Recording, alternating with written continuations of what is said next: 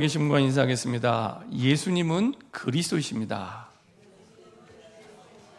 우리 한 번 더 인사드리겠습니다. 오직 예수 그리스도만이 모든 문제의 근본 해답입니다.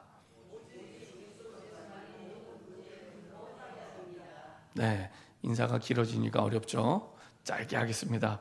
하나님의 축복 속에 살아가는 사람들입니다. 네, 그리스도 안에는 우리에게 이미 하나님의 축복은 와 있습니다. 그래서 정말로 축복받은 자요, 축복 속에 하나님이 인도하고 계십니다. 그래서 우리가 계속 사도행전을 보고 있는데, 이 사도행전에 인도받는 이 사람들, 특별히 우리가 지난주 이번 주에는 바울의 전도팀을 보고 있습니다. 바울의 전도팀은 네 사람입니다. 바울과 실라, 잘 아시는 것처럼 감옥에 갇혔던 바울과 실라, 그리고 여기 누가 있냐? 누가가 있습니다. 누가는 바울이 생명을 다하고 천국 가는 그때까지 끝까지 함께한 사람이 누가입니다. 그래서 누가복음과 사도행전을 기록으로 남겼죠. 누가는 끝까지 함께합니다. 그리고 한 사람 더 디모데입니다. 루스드라에서 찾은 생명 걸고 맞아 죽기까지 하면서 찾아낸 제자 이 디모데, 이 네 사람이 한 팀이 돼서 지금 순회 전도를 하고 있는 겁니다. 한 번도 가보지 않은 땅, 다시 말하면 한 번도 겪어보지 않은 문제들을 계속 겪고 있는, 얼마나 힘듭니까? 우리가 겪어본 문제를 또 겪어도 힘든데 겪어보지 않은 문제를 계속 겪는다면 되게 힘들겠죠. 그럼에도 불구하고 하나님은 이 팀들을 통해서 하나님의 기적과 역사를 계속 보여주세요. 말로만이 아니라 보여주세요. 근데 그 흐름과 축복 속에 저와 여러분들이 있습니다. 엄청난 축복이죠. 제가 지난주에 목회대학원을 다녀왔는데, 그때 20년 전에 만난 청년이 그곳에서 근무하고 있어요. 직장이죠, 그 신학교가. 그래서 만나서 잠깐 식사하고 포럼하는 시간을 가졌습니다. 근데 이제 이 친구가 두 가지 중요한 포럼을 하는 거예요. 첫 번째는 그 얘기를 하는 겁니다. 목사님이 오랫동안 우리와 함께 하셨는데 딱 한 가지 기억 남는 게 있다, 그 얘기를 하는 거예요. 뭐가 기억에 남냐 그랬더니, 목사님이 하신 말씀 가운데 다 기억할 수는 없지만 예배에 대한 말씀이래요. 그래서 무슨 말씀이냐 그랬더니, 예배에 승리하면 인생에 승리하고 예배에 실패하면 인생에 실패한다. 그게 기억에 남는다는 거예요. 제가 우리 교회 와서도 여러 번 그 말씀을 전달했습니다. 근데요, 딱 그대로입니다. 우리는 실력이 있으면, 능력이 있으면, 돈이 많으면, 좋은 대학을 가면, 좋은 직장을 가면 승리한다고 우리는 알고 있습니다. 근데 성경은 단 한 번도 그렇게 말씀하신 적이 없습니다. 어디에 딱 기준이냐? 예배에 있습니다. 예배에 승리하면 반드시 예배 없이 인생이 승리합니다. 그 사람의 능력, 수준, 배경 아무 상관없습니다. 저도 4살 때부터 교회를 다니는데요, 그런 사람들을 너무 많이 봤어요. 확신 있게 말씀드릴 수 있습니다. 예배에 달렸습니다. 예배에 실패하면 모든 것에 실패하게 됩니다. 그거는 능력의 문제도 아니고 성품의 문제도 아니고 배경의 문제도 아닙니다. 딱 어디에 걸리냐? 예배에 있습니다. 그래서 구약 성경을 보면 항상 예배 드릴 때 모든 응답의 문들을 다 여세요. 그 대표적인 사무엘상 7장입니다. 여러 번 말씀드렸죠. 이스라엘 백성들을 350년 동안 괴롭혔던, 35년도 아니고 350년 동안 괴롭혔던 문제가 있었습니다. 블레셋의 문제. 근데 그게 언제 해결됩니까? 사무엘이 어린 양을 잡고 예배드릴 때. 그렇죠? 사무엘이 어린 양을 잡고 어린 양을 잡고 예배드렸단 말은 복음의 언약을 확실히 붙잡고 그 피 언약을 확실히 붙잡고 예배드릴 때. 그때 누가 블레셋을 막습니까?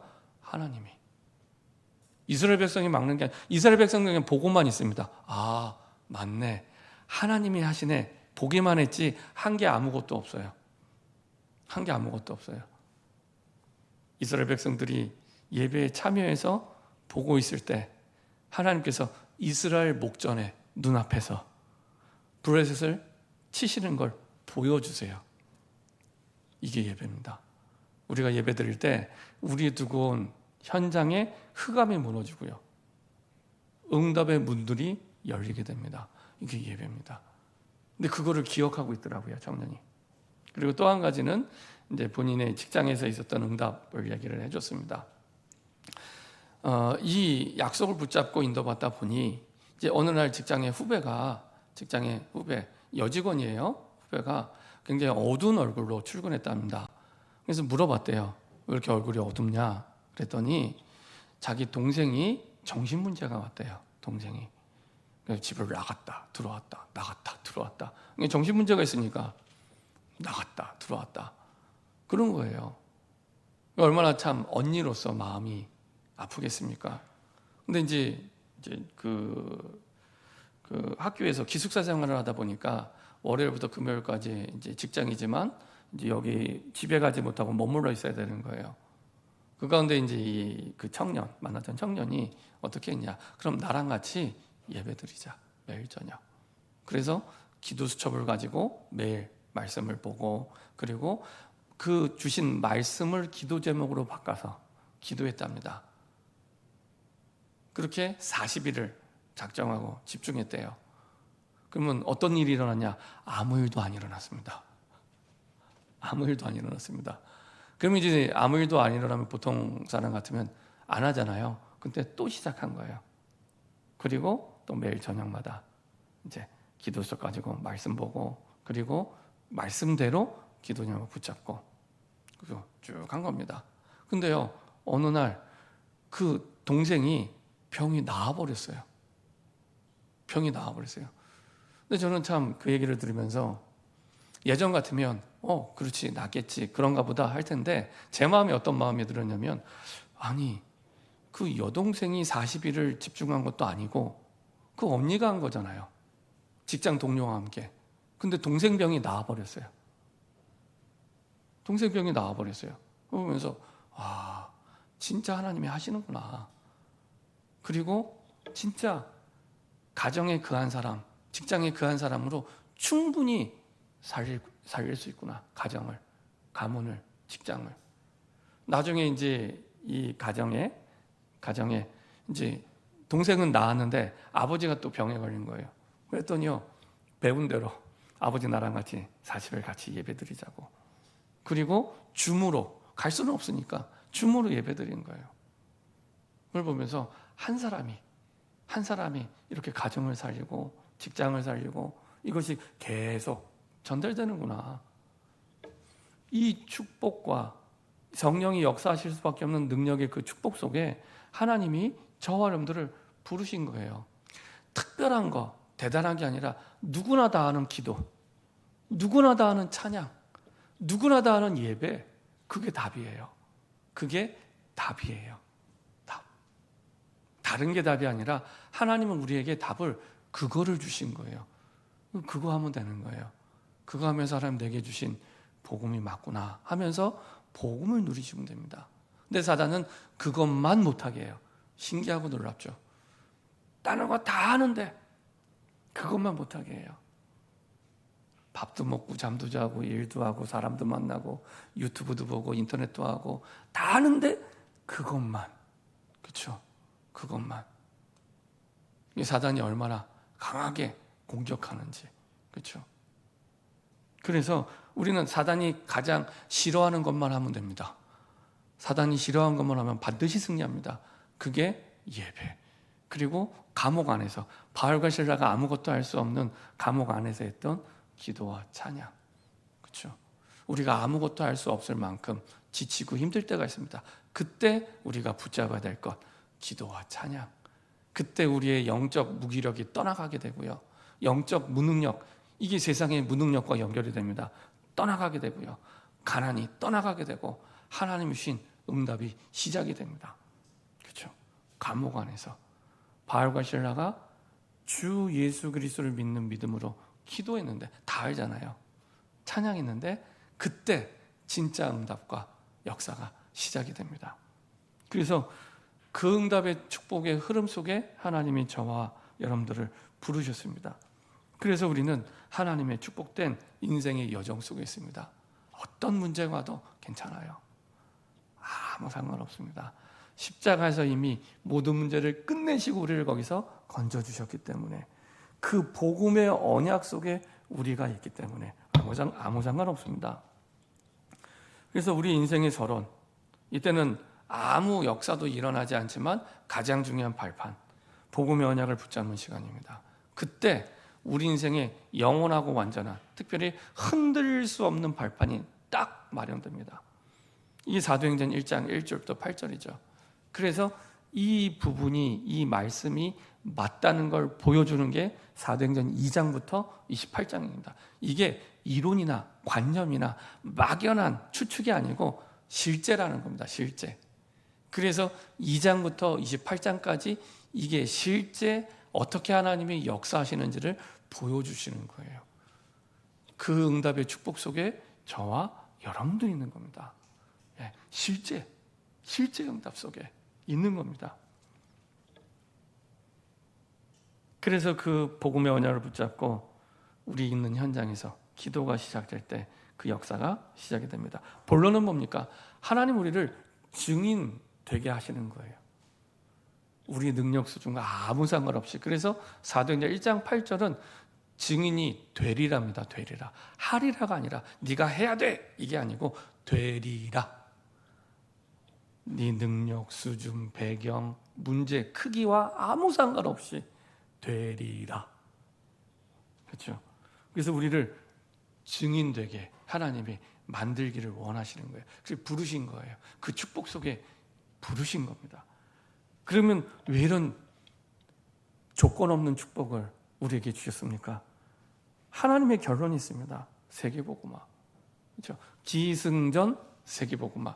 아무 상관없는 것처럼 보이지만 아니에요. 세계복음화랑 반드시 연결됩니다. 제가 그 청년하고 이제 마지막으로 이제 한 가지를 더 포럼을 했습니다. 이 친구가 그 얘기를 하는 거예요. 본인이 여러 가지 개인적인 어려움이 오면서 하나님이 주신 은혜가, 본인은 학교 현장에 있다 보니까 어디 나가서 전도할 수가 없어서 전도를 생각을 못했다는 거예요.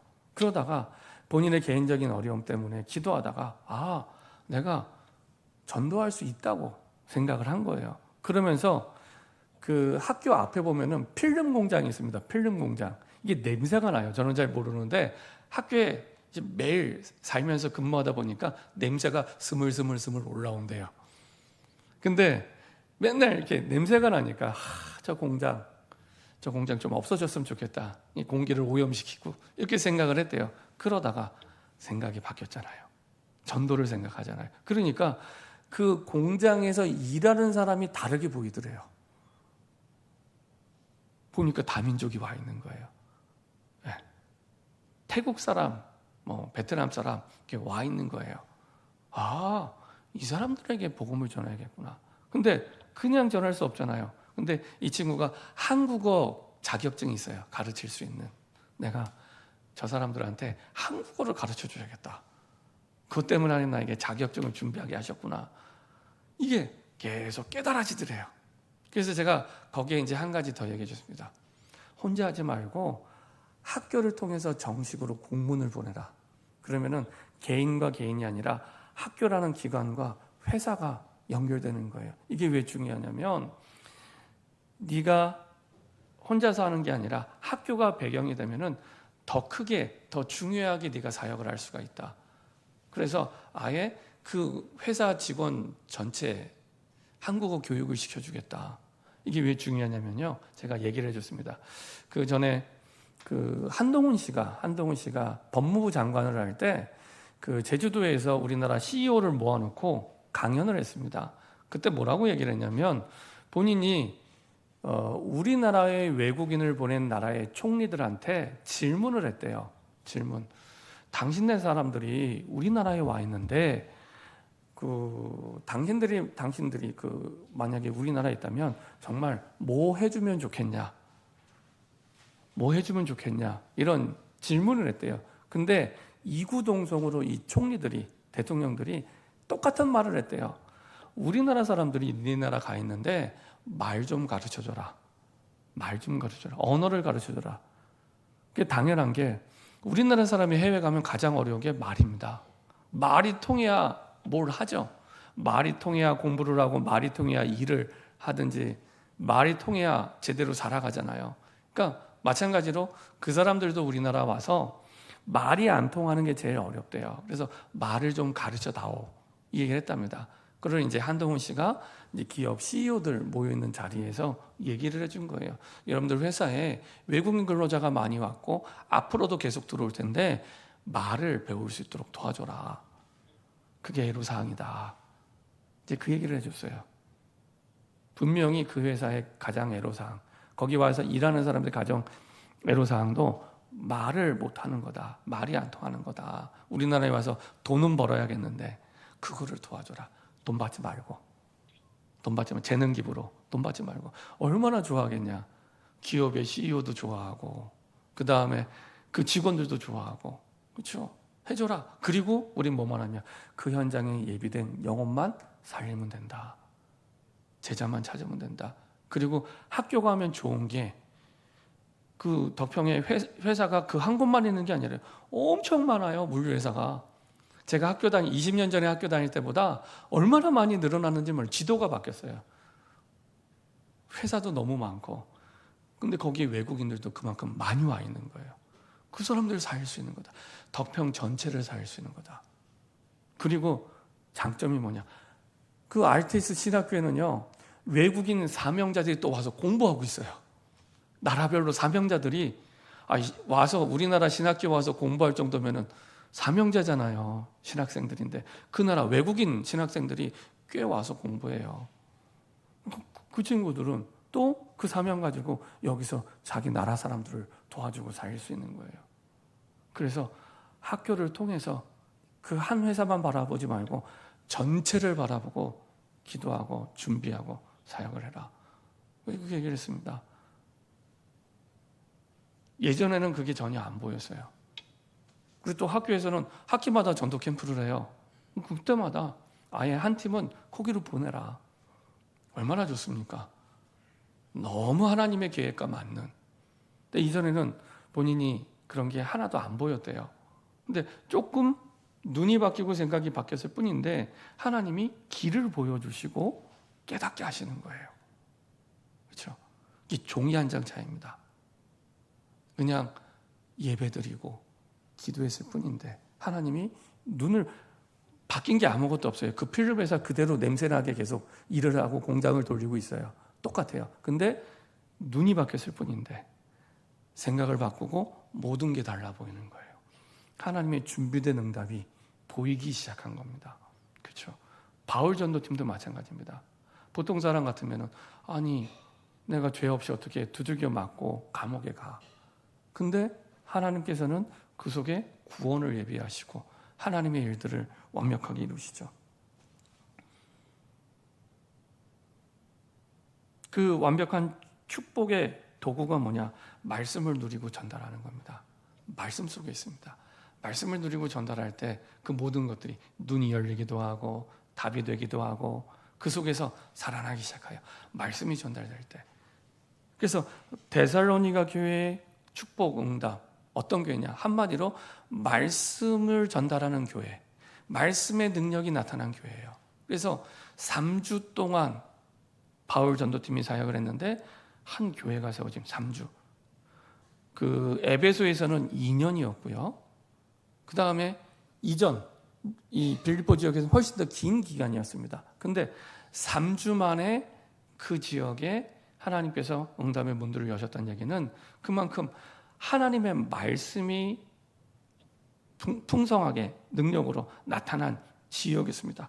그래서 데살로니가 교회는 말씀의 힘이 무엇인지 말씀을 붙든 교회가 얼마나 응답을 보게 하시는지 그리고 그 말씀에 강한 교회였죠. 그래서 데살로니가 전서에 보면은 이 사람들이 어떻게 말씀을 받았는지가 잘 나타납니다. 데살로니가전서 2장 13절 한번 보도록 하겠습니다. 데살로니가전서 2장 13절입니다. 말씀의 능력을 체험했던 3주 만에 교회가 세워졌던 이 데살로니가 사람들이 말씀을 받을 때 어떤 중심을 가지고 받았는지 그렇죠?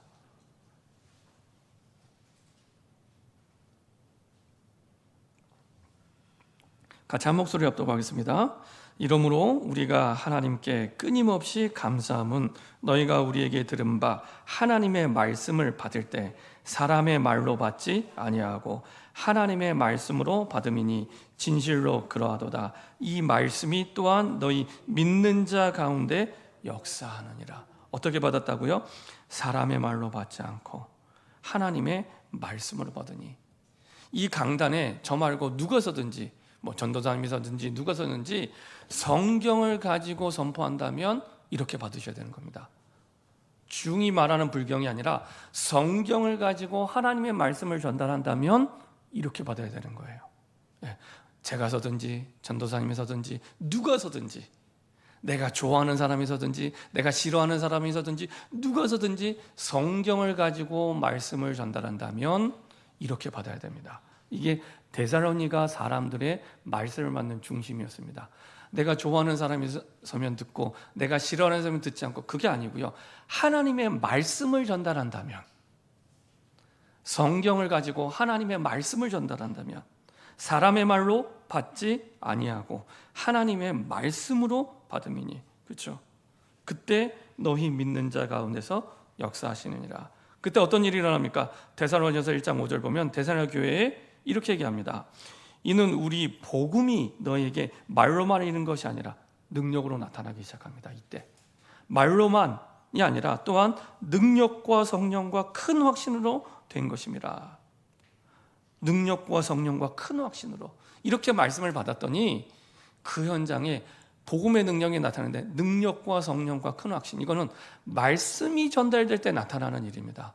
말씀이 전달될 때 성령이 그 말씀 따라 역사하기 시작합니다. 그래서 오늘 우리 보았던 말씀 가운데 이런 말씀이 있죠.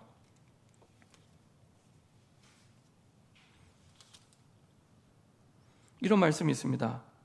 3절에 보면은 뜻을 풀어 그리스도가 해를 받고 죽은 자 가운데서 다시 살아야 할 것을 증언하고 이르되 내가 너에게 전하는 이 예수가 곧 그리스도라 하니. 뜻을 풀어. 성경에서 이 뜻을 풀어라는 말은 2번 쓰입니다. 2번. 여기에 한 번, 그리고 또 한 번은 누가복음 24장에 씁니다. 누가복음 24장 13절에 보면은 예수님이 엠마오로 가는 제자들에게 뜻을 풀어 구약의 성경을 가지고 자신이 그리스도임을 전달합니다. 그때 엠마오로 가는 제자들이 가슴이 뜨거워졌다고 이렇게 표현하는데, 그게 다른 말로 하면은 성령이 역사하시는 겁니다. 하나님의 말씀을 통해서 성령이 역사하시기 시작합니다. 그래서 성령이 역사하시면 내적으로는 데살로니가서 1장 5절에 주신 말씀대로 큰 확신이 생겨요. 체험해 본 적 있으시죠? 내 마음에 큰 확신이 생겨요. 그리고 이게 외적으로 드러난 것은 하나님의 능력으로 나타나게 되는 겁니다. 하나님의 말씀이 전달될 때 성령이 역사하시는데 어떻게 역사하시느냐? 내적으로는 큰 확신을 주시고요, 외적으로는 하나님의 능력을 보여주시는 겁니다. 그렇죠? 그 시작이 어떻게 된다고요? 하나님의 말씀을 받을 때, 하나님의 말씀을 받을 때, 사람의 말이 아니라 성경을 가지고 섰다면 누구든지 하나님의 말씀을 받을 때 이런 일이 일어나게 됩니다. 지금은 돌아가셨는데 한국 교회 이름만 되면 여러분들 잘 아시는 목사님이 계십니다. 돌아가신 분인데, 그분이 어느 날 이제 어떤 목사님에게 이제 후배 목사님과 대화를 하는 가운데 이런 말을 하셨다 그래요. 이제 후배 목사님이 그 목사님한테, 목사님 이렇게 중요하게 많은 사람들을 살리고 전도하는 이런 응답과 축복을 누리게 됐는데 어떻게 이런 응답과 축복을 누리게 됐습니까? 질문했답니다. 그랬더니 이 목사님이 원래 말이 많으신 분인데, 이 목사님이 이제 이 후배 목사님한테 그런 얘기 했다 그래요. 내가 이제 사역을 하다가 굳이 얘기하자면 하나님의 말씀이 들려지기 시작할 때, 그때부터 시작이 된 것 같다, 이렇게 얘기를 하셨답니다. 하나님의 말씀이 나에게 사람의 말이 아니라 하나님의 음성으로 들려지기 시작할 때, 제가 그 얘기를 들으면서 그렇지, 제 과거를 돌아보고 현장을 볼 때 사람의 말이 아니라 하나님의 말씀이, 이 성경의 말씀이 하나님의 음성으로 들려지기 시작할 때, 지난주에는 그때가 하나님이 개입하셔서 역사하는 시간표라고 말씀드렸는데요, 마찬가지입니다. 이 데살로니가 현장에서도 짧은 기간 3주 동안이었는데 그때가 하나님이 개입하셔서 역사하시는, 능력으로 나타내시는 시간이 됩니다. 그래서 바울과 전도팀은요, 그리스도로 충만한 가운데 그리스도 복음의 말씀을 전할 때 어디를 찾았냐? 회당을 찾습니다. 회당을. 오늘 사도행전 17장 1절 한번 읽어보겠습니다. 17장 1절입니다. 같이 합독하겠습니다. 그들이 암비볼리와 아볼로니아로 다녀가 데살로니가에 이르니 거기 유대인의 회당이 있느니라. 자, 보세요. 데살로니가 가기 전에 암비볼리와 아볼로니아도 지나갔어요. 지역입니다. 지역 이름입니다. 근데 데살로니가에 이르니 거기 유대인의 회당이 있는지라. 이 영어 성경에 보면은 암비볼리와 아볼로니아로 다녀가를 패스했다, 이렇게 패스했다, 지나갔다, 이렇게 표현해요. 왜 패스했을까요? 이 지역에는 회당이 없어요. 암비볼리와 아볼로니아는 회당이 없어요. 그 데살로니가에 이르니 거기에 유대인의 회당이 있는 거예요. 근데 이 바울은 규례가 있었습니다. 그 지역을 사이는 말씀 운동을 하는데 말씀을 전할 곳이 필요했는데 가장 좋은 장소가 회당이에요. 그래서 말씀을 전할 곳을 찾다 보니 데살로니가 지역에 회당이 있는 거예요. 데살로니가는 어떤 도시입니까? 마게도냐 지역의 수도예요. 수도. 경기도로 얘기하면 수원. 그런 도시가 데살로니가예요. 그래서 마게도냐 지역의 제일 큰 도시예요. 앞전에는 우리가 빌립보 지역을 우리가 지나갔잖아요. 빌립보 지역은 큰 도시는 아닙니다. 근데 중요한 도시인 게 로마의 직할 도시였기 때문에. 근데 여기는 도시 자체가 마게도냐에서 제일 큰 도시예요. 수도. 그러면서도 깡패 같은 도시입니다. 사람들이 거칠어요. 그래서 몰려가서 때를 쓰고, 나중에는 다음 주에 보겠지만 베레아 사람들 있는 베레아 지역에 갔는데 거기까지 와서 깡패처럼 복음 전하는 걸 방해합니다. 예, 그런 거칠고 하지만 큰 도시예요. 왜 이 도시로 갔냐? 회당에서. 왜 회당에 갔냐? 말씀을 전하기 위해서. 바울 전도는 말씀을 전하기 위해서 말씀 전할 곳을 회당으로. 그 눈과 규례가 있었던 겁니다. 그렇죠? 이게 없으면 그냥 회당은 이스라엘 백성들이 흩어져서 남자들 10명이 모이면 그냥 모여서 예배드리는 장소지 이렇게 안 보이는 거예요. 네, 눈이 바뀐 거죠. 바울 전도팀이. 그리고 그곳에 그리스도를 바르게 전달합니다. 성경을 가지고 왜 예수님이 십자가에 죽으시고 부활하셨는지, 이게 성경적인 복음입니다. 왜 죽으셔야 되는지 이 얘기를 해야 되고요. 왜 부활하셔야 되는지, 내 죄 때문에 죽으시고 하나님이란 증거로 부활하셔서 지금도 우리와 함께 하신다는 이 내용이 성경이 말하는 정확한 복음입니다.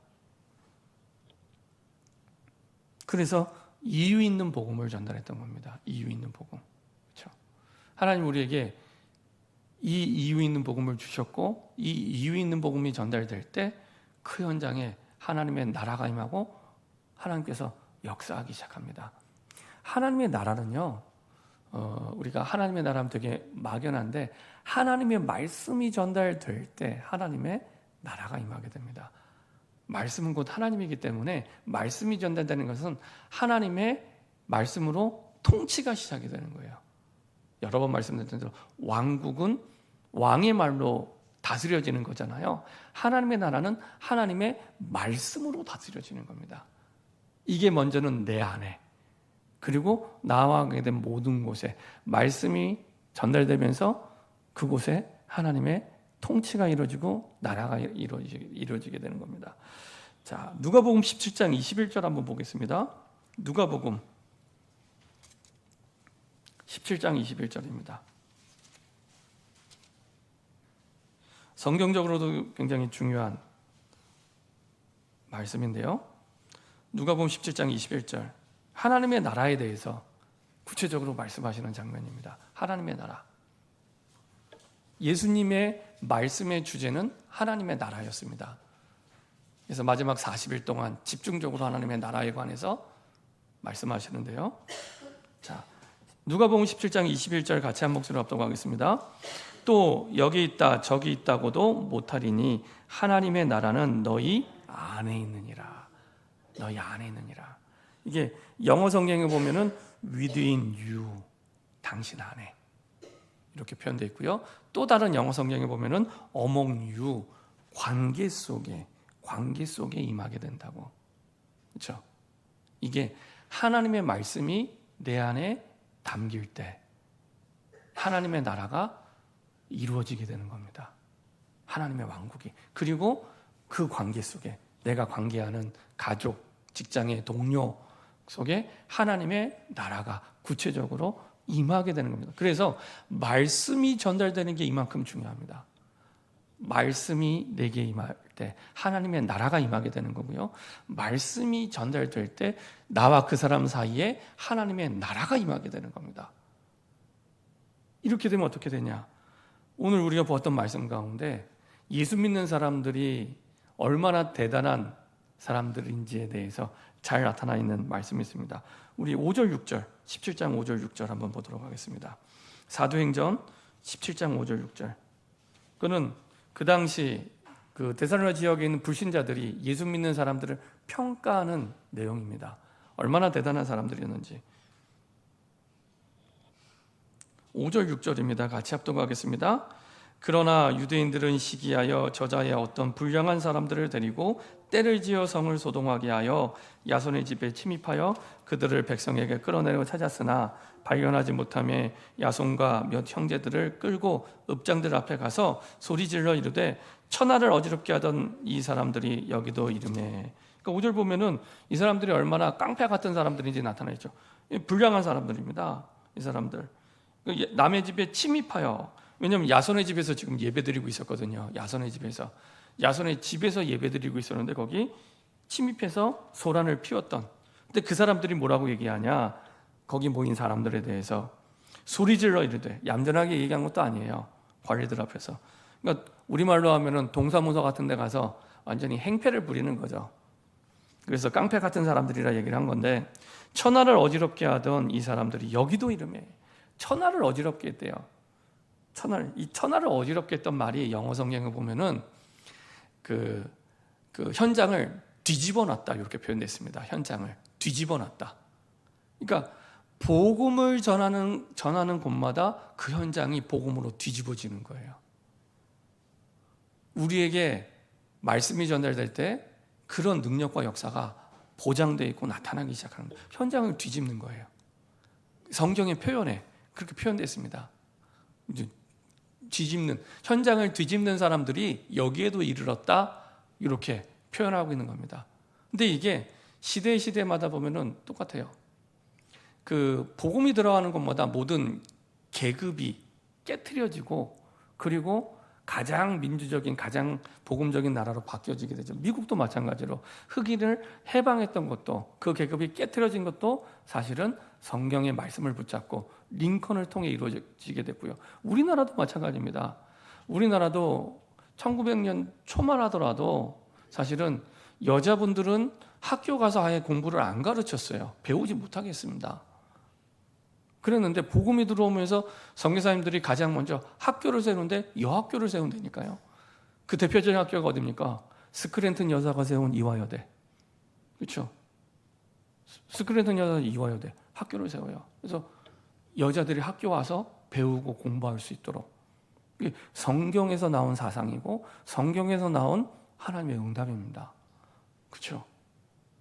그래서 선교사들이 와서 연세대를 세우고, 또 중앙대학도 그 권사님이 세운 대학입니다. 중앙대학도.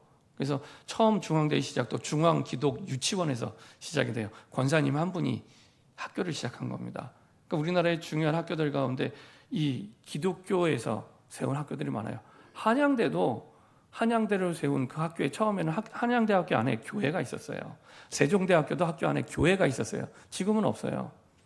중앙대학교는 학교 안에 교회가 있습니다. 교목이 있고요. 종합대학인데, 그러니까 남녀 누구든지 똑같이 배울 수 있는 기회를 주는, 완전히 이거는 계급을 철폐하고 그 시대를 뒤집는 역사를 완전히 보여주는 증거죠. 근데 그 모든 것들이 말씀이 전달될 때, 복음의 말씀이 전달될 때 그 사회를 뒤집고, 그리고 그 현장을 뒤집고, 모든 사람을 뒤집고 바꾸는 역사가 일어나게 됩니다. 이게 복음의 말씀이 전달될 때 그 축복의 주역으로 그 축복 속에 하나님이 저와 여러분들을 부르신 거예요. 이만큼 말씀에는 어마어마한 능력과 비밀이 있습니다. 그 속에 하나님 야손 같은 사명자를 준비해 주셔서 하나님의 계획을 이루시죠. 어떤 계획입니까? 교회를 세워지게 합니다. 야손의 집이 교회가 되게 하시고 말씀의 축복을 누리는 그 현장을 교회로. 우리가 지난주에 빌립보 지역에 누가 있었죠? 빌립보 지역에 루디아가 있었던 것처럼 데살로니가 지역에는 야손. 바울 전도팀들은 이전에 이런 사람들이 있었을 거라고 알았을까요? 몰랐을까요? 몰랐죠. 근데 하나님은 준비해 두고 가게 하신 겁니다. 가게 하신 겁니다. 하나님은 이런 제자와 응답을 내 현장에 준비해 두고 보내신 거예요. 나를 그 지역에, 그 직장에 보내신 거예요. 그리고 이것은 마태복음 28장 16절 20절의 약속의 성취입니다. 의심하는 제자들이 있는데 가라고 말씀하세요. 의심하지 마, 의심 빼고 가, 이런 말씀도 안 하세요. 의심하는 제자들이 있음에도 불구하고 가라고. 어디로요? 모든 족속으로. 전 세계 237개 나라 미전도 5천 종족에 가라고 준비해놨다고. 그 증거가, 그 증인이 루디아요 야손입니다. 그렇죠? 그대로 성취되게 되죠. 이것을 잘 깨달은 사람이 디모데였고요. 본인도 바울을 통해서 그렇게 세움받은 인물이었고요. 이것을 가장 잘 깨달은 교회가 안디옥교였습니다. 왜요? 이방인에게 말씀을 전하는 교회기. 우리에게 하면 완전 불신자에게 복음의 말씀을 전하는 교회가 이 안디옥 교회. 그 교회가 파송한 선교팀이 바울 전도팀이었거든요. 그때 어떤 일이 일어났었습니까? 주의 손이 그들과 함께, 하나님의 손이 함께하는 게 보여질 만큼. 그래서 하나님의 은혜를 들은 게 아니라, 저기 먼 사람 얘기를 들은 게 아니라 내가 보게 돼요. 그리고 그래서 하나님의 말씀 가르치는 교회.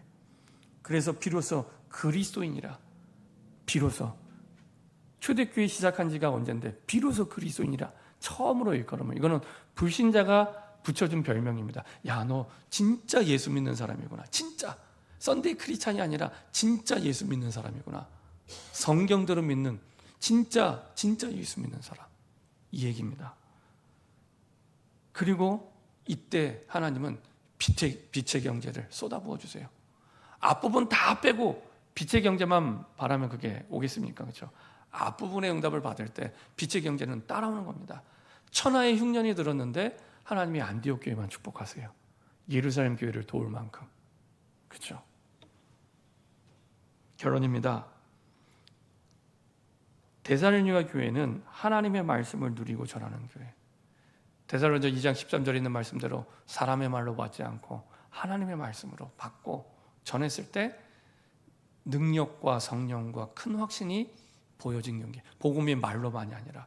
저는 우리 교회가 바울이 칭찬했던 그 교회, 이 데살로니가 교회처럼 정말로 능력과 성령과 큰 확신이 있고, 그리고 하나님의 말씀이 보여지고 말씀의 능력이 나타나는 교회가 되기를 바랍니다. 이게 하나님이 원하시는 교회의 모습이죠. 이것을 또 우리 개인이 영적인 힘을 얻을 수 있도록 말씀에 집중할 수 있는 그 시작은 기도에 있습니다. 그래서요, 결단하시고 기도와 찬양에 내가 40일의 응답과 축복을 누려야겠다. 다른 것 때문이 아니라, 내 문제를 해결하는 게 아니라 내가 진짜 데살로니가 교회처럼 하나님의 말씀을 받고 전달할 수 있도록, 그 안에 다 포함되어 있습니다. 그때 말씀을 받을 수 없게 만드는 각인과 우리의 운명이 바뀌어지게 됩니다. 그리고 그 응답을 가지고 가정에서 예배하고 포럼할 때 가정이 살아나게 되고요. 그리고 그 말씀이 가정에 전달되기 시작합니다. 지역에 전달되기 시작하고요. 그리고 그런 교회가 사실은 하나님의 말씀의 능력이 나타나는 교회가 됩니다. 그 시작도 역시 기도 운동에서 시작이 됩니다. 올바르게 말씀 운동을 위한 치유와 회복이 되는 금요 기도회가 될 수 있도록 언약을 붙잡고 기도하시기 바랍니다. 혼자 있을 때도 기도해야 되지만 우리가 함께 모여서도 올바르게 말씀을 전달하는 교회가 될 수 있도록 기도가 시작돼야 됩니다. 기도부터. 그 속에서 이 응답이 시작됩니다. 특별히 여름성형학교와 토요학교를 기도하고 준비하고 있습니다. 우리 아이들에게 정말로 해줘야 될 것, 하나님의 말씀이, 복음의 말씀이 변질되지 않고 전달될 수 있도록, 이 지역에 있는 후대들에게 이것이 전달될 수 있도록, 그래서 인생 작품이 될 수 있도록 기도해 주시기 바랍니다. 이 시간에 합심해서 한번 기도하겠습니다.